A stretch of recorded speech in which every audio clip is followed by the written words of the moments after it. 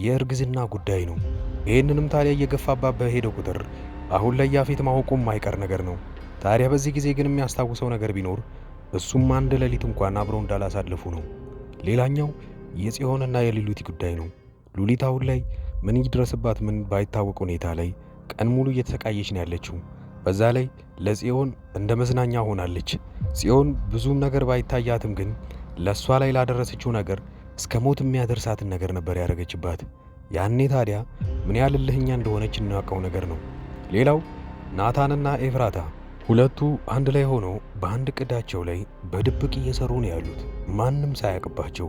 ናታንም ውጪ ማለቱንና አሁን ላይ ውጪ የጀመረውን ስራ ለማንም ሰው ሳይናገር እዛኔ ታዲያ እያደረገ ያለው ነገር ማንም ሰው ቢሆን ግራ ገብቶታል። ዳግምም ቢሆን ሙሉ መረጃ ሳይኖረው እሱም ለማገዝ እየሞከረ ባለበት ሰዓት ላይ ግን ውስጥ እየሰራ ያለውን እንኳን አያውቅም። ሌላው የቤዛ ጉዳይ ነው። ቤዛስ አሁን ድረስ የሚያስፈራ ሁኔታ ላይ ብትኖርም ነገር ግን ትክክለኛ ተለውጣለች ወይንስ አንድ ያቀደችው ነገር ሊኖር ይችላል? ይህም በጣም አስጊ ሁኔታ ላይ ነው።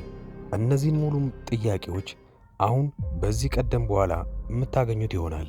ቤዛ ግን እስካሁን ድረስ ትክክለኛ የአባቷ ገዳይ የራሷንም ልጅ እንደገደለው የምታውቀው ነገር ይኖር?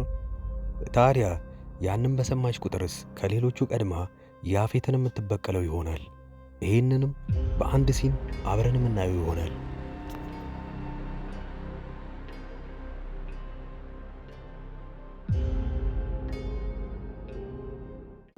ናታን ከያፌት ጋር ለመጨረሻ ጊዜ ሲገናኝ ያፌት ራሱ መንዳት አቅቶት ለጊዜ በኋላ ደግሞ ፌንት መብላቱ የማይቀር ነበርና በዛ ሰዓት ያለው አማራጭ ናታን መኪናውን እየነዳ የሚፈልገው ቦታ እንዲያደርሰው ብቻ ነበር የጠየቀው። በዛ ሰዓት ግን ለእናንተ ለተመልካቾቻችን አንድ ጥያቄ አለን። ናታን እንደው ያፌት ራሱን ከሳተ በኋላ ወዴት ይዞት ሄደ ይመስላችኋል? እስካሁን ድረስ ወደ ራሱ ቤት እንዳልገባም አይተናል። ያፌት እንደተባለው እየፈራ ነበረ። በዚህ ሰዓት ታዲያ እኔ ራሴን ስስት አንድ ነገር አደርጋለሁ ብለህ ራስን እንደ ወንድ እንዳቆጥር ብሎት ነበረ ራሱን የሳተው። ከዛ በኋላ የምር ናታን ወደ ቦታው ወደሚፈልገው ቦታ ወስዶት ይሆን ወይንስ ናታን ራሱ አግቶት የራሱን ስራ እየሰራ ይመስላችኋል? ይህንን ጥያቄ ኮሜንት ላይ የመለሳችሁልን በሐረግ ድራማ ላይ በክፍል 78 የሚፈጠሩትን ቀንጨብ አድርጌ ማሳያችሁ ይሆናል። ያፌት ሲጠረጥር የነበረው ናታንንና ቢንያምን ነበረ ወቅተውኛል ብሎ የሚያስበው። ነገር ግን በራሱ ዘመር ነበር የተከዳው። ይህንን የሚያውቀው ዳግም ብቻ ነው። ዳግም ታዲያ ይህንን ምስጢር ሊጠብቅ የሚችለው ናታንና ቢንያም ላይ ምንም ነገር እስካልደረሰ ድረስ ነው። ነገር ግን ያፌት ናታንና ቢንያም ላይ ከዛተባቸው በኋላ እነሱ ላይ ምንም ነገር እንዳይደርስ በሚል ምክንያት ሚስጥሩን ሊያወጣው ይችላል። ይሄኔ ታዲያ የራሱ ዘመድ የሆነው ይሄ ታናሹ የሚያልቅለት ነው የሚሆነው እስከ መጨረሻው ድረስ። ናታን እንደሚታወቀው ራሱ በውስጥ እየሰራ ያለው መስመር ወይንም እየሰራ ያለው ነገር በጣም አደገኛ ነው የሆነው። በዚህ ሰዓት ታዲያ ለማንም ሰው አልተናገረም የራሱን እቅድ። ብቻውን ነው ውጪ እያደረገ የሚመጣው። እቅዶቹ እንደሚሳኩለት 100% እርግጠኛ ነው። ለጓደኛው ለቢንያም ራሱ ይህንን ነገር አልተናገረም። እስኪሳካልህ ድረስ ብቻ ጠብቅ ነው ያለው። ናታን ያፌትን ሲያገኘው እንደዚህ ብለው ነበረ፣ እኔ በትንሹ ነገር አልሸነፍም። ለወጋ ወይ ልገልህ ብፈልግ በአንዴ በጣም ነበር የምችለው። ነገር ግን እንደዚህ ተደብቄ ለወጋህ አይደለም ይቅርና እኔ አንተን መቅጣት የምፈልገው በህይወት እያለህ ነው ብሎታል። ይሄኔ ታዲያ አንድ ያለው ነገር ሁላችንም ልብ ያላለውን አንድ ነገር ነበረ። ያም የሚሆነው ባላሰብክበት ሰዓት ባልጠበቅክበት ሁኔታ ነው ካጠገብ ቆሜ የምገኘው። ያንን ደግሞ በቅርቡ ማረገው ይሆናል ብሏል። ይሄን ያህል የተማመነበት አዲስ የጀመረው ሴራ ምን ይሆን? ናታን ከያፌት ቤት ውስጥ ወይንም ከያፌት ግቢ ላይ ከአንድ ሰው ጋር ተስማምቶ ሁኔታዎችን በጣም እያጣሩ በጣም እየሄዱበት ነው ያሉት። ይህንም ተንኮል ደግሞ አብሮ ያሰቡት ወይንም ያፌትን እስከ መጨረሻው ድረስ ለመጣል ቆርጦ የተነሱትና ይሳካልንም ብለውን 100% እርግጠኛ ናቸው። ኤፍራታና ናታን በየራሳቸው መንገድ አንዳንድ ነገር እያሰቡ ሁሉንም ነገር በጊዜያዊ ሁኔታ ሳይሆን ለዘላቂው መፍትሄ ለማግኘት እየጣሩ ነው ያሉት። ታዲያ የሚሳካላቸው ይሆን? ሌላው የሉሊትና የጽዮን ጉዳይ ነው። ሁለቱ አሁን ላይ በጣም ትልቅ ጦርነት ውስጥ ገብተው ቢሆንም ነገር ግን ሉሊት አሁን ላይ በጠና ታማለች። እዛ ቤት ውስጥ እየተሰቃየች እንደሆነ ቤዛም ሁሉም ሰው እያየ ነው። ነገር ግን ምን ያህል እንዳመማትና ምን ያህል እየተሰቃየች እንደሆነ ማንም የሚያውቅ የለም። ናታንና ቤዛ ይሄ ግን ነገር ከባድ ነው። ጽዮን እንዳረገችው ባያውቁም ለእሷ እያዘኑላት ነው በዚህ ሰዓት። ኤፍራታ ከናታን ጋር ከሆነች ጀምሮ አሁን ላይ ትላልቅ መረጃዎችን እያገኘች ነው ያለችው። የመጀመሪያው የነበረው ከስልኩ ላይ አለ ከሚባሉ ሰዎች ጋር ከሚሰራቸው ሰዎች ጋር ኮንታክት ማግኘት ትችላለች። በዛ ላይ እሱ ተደብቆ ስልክ ሲያወራ እንኳን አሁን በጎን መስማት ትችላለች። ይሄኔ ታዲያ አሳማኝ መረጃና እሱን ይጠላል ብላ የምታስበውን መረጃ እስካገኘች ድረስ እዛ ቤት ውስጥ ቆይታ እሱን መጣል የምትችልበት ሁኔታ ይገኛል ማለት ነው። ናታንም ከውጭ ሆኖ የራሱን ሁኔታ እየጣረበት ባለበት ሰዓት ነው ይሄ የሚፈጠረው። ታዲያ ያፌትን እንደዚህ አድርገው መጣል ይችሉ ይሆን? አብረን የምናየው ይሆናል። የመጨረሻውን የምላችሁ ነገር ቢኖር ኤፍራታ ወጥታ ጽዮንን አግኝታ ስታወራበት በነበረበት ሰዓት ላይ የራሱ የያፌት ጠባቂዎች ሲከታተሏት ነበረ። ነገር ግን እሷ የከፋ ጉዳት እስከማታመጣ ድረስ እናንተ እሷን ለማስቆም እንዳትሞክሩ፣ እሷን ዝም ብላችሁ ተከታተሏት፣ ከማን ጋር እንደምትገናኝ ብቻ እዩዋት ነበር ያለው። እና ታዲያ ጽዮንን ስታገኛት ግን እሱ ተዋት ነበር ያለው። ጽዮን እንግዲህ ትክክለኛ የሥጋ እህቱ እንደሆነች እናውቃለን። ለዛም ነው እሷ ጋር ተገናኙ ማለት ብዙም ጉዳት ስለማይኖረው እንዳላወቃችሁ ሆናችሁ ዝም ብላችሁ ቀጥሉበት ያለው። በሐረግ ድራማ ላይ በክፍል 78 ሙሉውን ሲለቀቅ እኔ ቀደም ብዬ ኮሚኒቲ ፖስት ላይ የምለቅላችሁ ይሆናል። እስከዛው ድረስ ግን መልካም ጊዜ። እንደናመጣችሁ ወደዚህ ቻናል ከመጣችሁ እናንተ ተከታታይ ድራማ ይመቻችኋል ማለት ነው። ከተከታታይ ድራማ ውስጥ ኢትዮጵያ ውስጥ ሆኖ አሁን ላይ በጣም አሪፍ እይታ ያላቸውና አሪፍ ተቀባይነት ያላቸው ድራማዎች አራቱን ልንገራችሁ። የመጀመሪያው ጽናት ነው።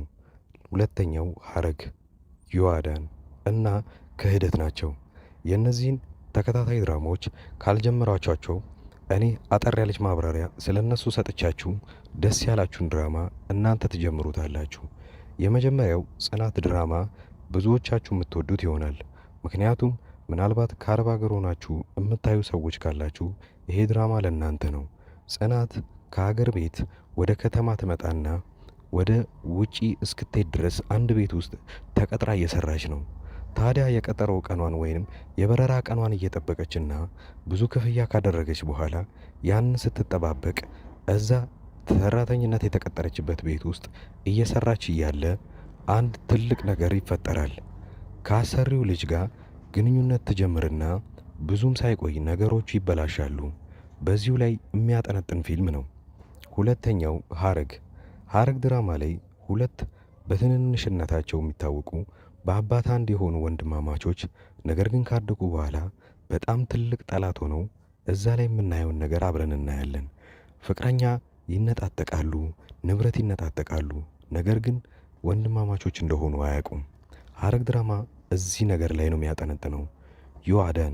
ዮአዳን አንዲት ምስኪን ሴት በባህል ሀብቶችና በትልልቅ ሰዎች የእሷ የሆነን ነገር ለመንጠቅ ሲሞክሩና እሷ ግን ብልጠትነቷን ከነሱ በላይ የምታሳየቸው ፊልምና ብዙ ታሪኮች ያሉበት አሪፍ ድራማ ነው። ሌላኛው ክህደት ነው። ክህደት የሚለው ፊልም አሁን ላይ በጣም አሪፍ እየታየ ያለ ነው። ክህደት አንድ ጓደኛውን በጣም የሚወዱት ሁለት ጓደኞች አሏቸው። ታዲያ በዚህ ጊዜ ጓደኛው የልቤ ጓደኛ ናቸው ብሎ ለእነሱም ማያረገው ነገር የለም። ብዙ ነገር አድርጎላቸዋል። ነገር ግን ትንሽ እንደቆየ ይታመምና በጣም እርዳታ ሲፈልግ ከጓደኞቹ የሚጠብቀውን እርዳታ ሳያገኝ ይቀርና ይልቁኑ በዛኑ ልክ ይጠቀሙበታል።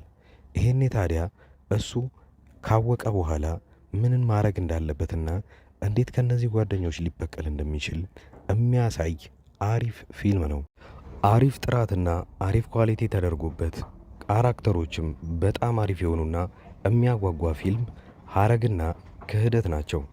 ሁለቱ ፊልሞች ምንም አይነት ንዝናዜ ምናምን ሳይበዛባቸው ወሬም ሳይኖራቸው ቀጥታ ምንም አይናችሁን ሳትነቅሉ የምታዩት ፊልም ነው። ሌላኛው ጽናት የሚለው ፊልም ታሪኩ አሪፍ ሆኖ ነገር ግን ብዙ ወሬዎች ስለሚበዙበት ምናልባት ፊልሙ ሊሰለቻችሁ ይችላል። ነገር ግን ፊልሙ እንደዛ የሚሰለቻችሁ ከሆነ እኔ በየጊዜው የእያንዳንዱን ክፍሎች እንደዚሁ አይነት በትረካ መልክና እናንተን ለጥያቄ ያተሳተፈ ለመልስም አስተያየት እንደሰጡበት አድርጌ አንዳንድ ቪዲዮ ለእያንዳንዱ ክፍል እሰራለሁ። ዮአዳን ድራማ ብዙ ሰዎቹ ስትጀምሩት በጣም አሪፍ ድራማ ነበረ። እስከ ክፍል 40 እና እስከ ክፍል 45 ያለውን ድረስ ብዙዎቻችሁ በጣም አሪፍ አድርጋችሁ ስታዩት ነበረ። ከክፍል 45 በኋላ የዳይሬክተሩ አቅጣጫ ፊልሙን ስለቀየረው ብዙዎቻችሁ ጠልታችሁትና የጥንቆላ ስነ ስርዓትን እያስገባችሁበት እኛ ከዚህ ምን መማር አለብን የሚለውን ካያችሁ በኋላ ለተከታታይ 2 ሳምንታት ፊልሙ ሳይለቀቅ ስለቆየ ረስተውት በዛው ትታችሁት ነበረ። ነገር ግን አሁን ተመልሳችሁ እንድታዩበት እምመክራችሁ አንድ ነገር አለ። ዮአዳን ድራማ ላይ አሁን ዮአዳንና ሳሚ ፍቅረኛሞች ሆነዋል። እዛ ቤት ውስጥ ያለ ወላጅ እየኖሩ ነው ያሉት። ምን ሊያጠፉ ይችላሉ፣ ምን ሊደረግ ይችላል የሚለውን አብረን የምናየው ይሆናል። እዛ ላይ ሂሩት የምትባል አንዲት መጥፎ ሆና የምትተውን ልጅ እዛው አካባቢ ላይ እብደትን ተከናውና ነገር ግን ጤነኛ ሆና እሷ እንዳትታሰር እያየችው ያለውን ስቃይ አሁን ላይ ማየት ይኖርባችኋል ብዬ አስባለሁ። አዳዲስ የጀመሩ ተከታታይ ድራማዎችንና አሪፍ የሚባሉ ፊልሞችን በዚሁ ላይ በአንድ ድምፅ አድርጌ በጥሩ ሁኔታ ተርኬ የማቀርብላችሁ እኔ ዙበይር እባላለሁ። የቻናሌም ስም አዳዲስ ይባላል። እኔን ለማበረታታት ሰብስክራይብ ማድረጋችሁን አትርሱ። በቅርቡ 50 ሺህ የምንገባ ይሆናል። አሁን ላይ 40 ቤት እንዳለን አትርሱ። ስለዚህ እባካችሁ አዳዲሶች ሰብስክራይብ በማድረግ በማበረታታት 50 ሺህና ከዛ በላይ እናድርገው። የእኔ ቤተሰቦች አብራችሁኝ ስላያችሁ ከልብ አመሰግናለሁ።